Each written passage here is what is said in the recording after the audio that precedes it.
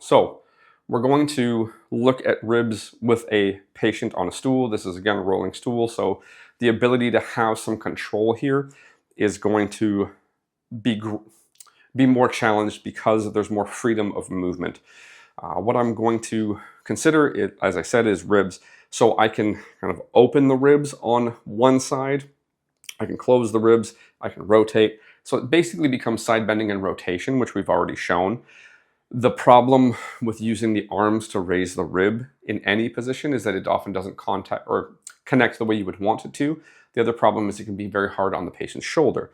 So if I'm going to work on the ribs, say on the left side, generally I want them open to be able to move. So I don't want to be on the side of those ribs. So if I'm going to work on the ribs on the left side, put your left hand on your right shoulder, right? So I'm going to use side bending and rotation to get into the ribs. I can use posterior to anterior pressure, and then I can use the arm to put the patient into slightly different positions, slight different angles with respect to especially to the sagittal plane. So there's a lot of mixed movement that will happen. I hold here, again, body contact. Now I have to be careful that I don't rotate the stool, because if I'm not careful, I rotate the stool, it's not going to work out the way that I want. I'm going to contact the ribs on this side, right? So I can kind of push PA. These ribs are not happy, you agree, right? So, and the reason I say they're not happy is simply on account of the fact that as I push, they don't yield. Now, if I push into them, they're happier. Is that fair? Mm-hmm. Right? So again, you can see the arm movement, the torso movement coming slightly off axis in multiple planes. Right? Now what I want you to do is try to walk your legs to the right. Good. There, and that feels even better. Mm-hmm. Right? So we can have the patient get active even though they're not counter-rotating. The concept of relational motion, I hold the torso still, the patient moves the rest of the body in relation to everything, and we get more of the net result we want. We get more movement out of the ribs because we consider relational motion. One thing stays still, one thing moves in relation to it. If the lower body can move, or the pelvis and the legs can move in relation to a still torso, we get more movement into the ribs. There we go. Right, so we've got that.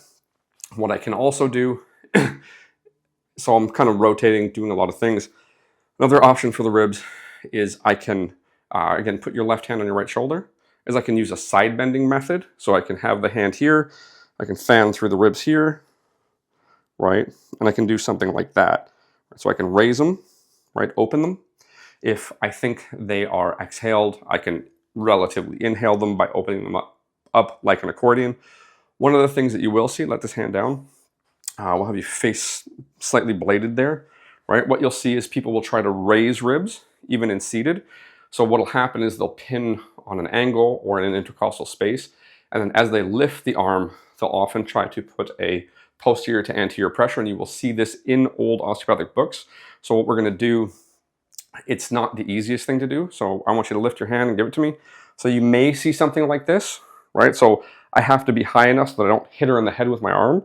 But as I come into this space, say this intercostal space, now if I see fingers like this, right? If I see fingers straight or up, it's wrong because the angle is going to be down. So I've got to find that angle, right? Get into the intercostal space. Now as I lift here, right, you feel it kind of grab there.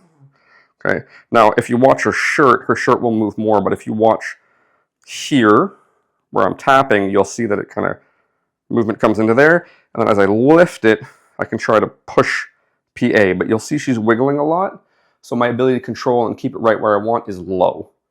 It can happen, but it's low. Now an alternate to that, put that hand on the opposite shoulder, is I can be here, and I can try to lift and twist into that space, and then I can go PA. I have slightly more control, but it becomes a problem still. So again, the constant thing with a patient seated on a stool of any form is the actual control required, and where you're trying to work becomes more of a challenge. I have to control more, so less stable means I need to make the patient more stable, and contact is control, and control is safety.